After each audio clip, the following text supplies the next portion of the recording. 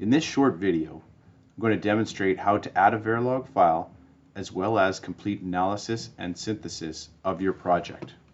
The first thing we'll do is create a new Verilog HDL file. We can now start writing our Verilog code in this file.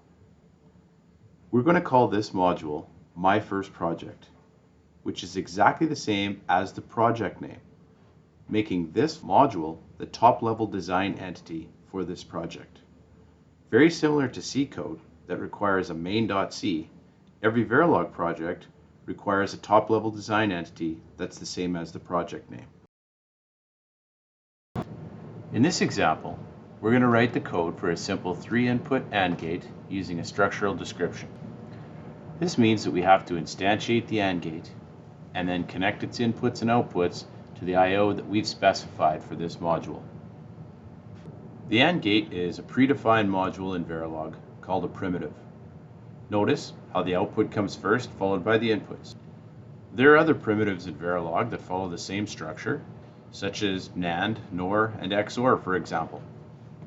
When we save the file, by default, the file name is the same as the module name. It's automatically added to the project, and it's placed in the project directory. It's a very good idea to leave all of these settings as default.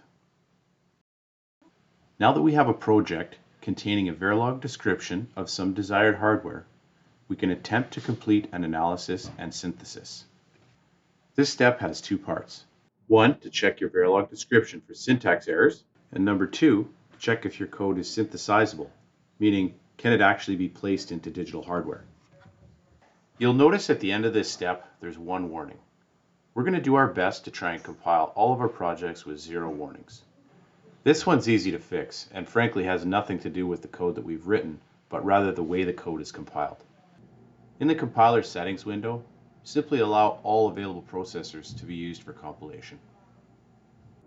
Repeat the analysis and synthesis step.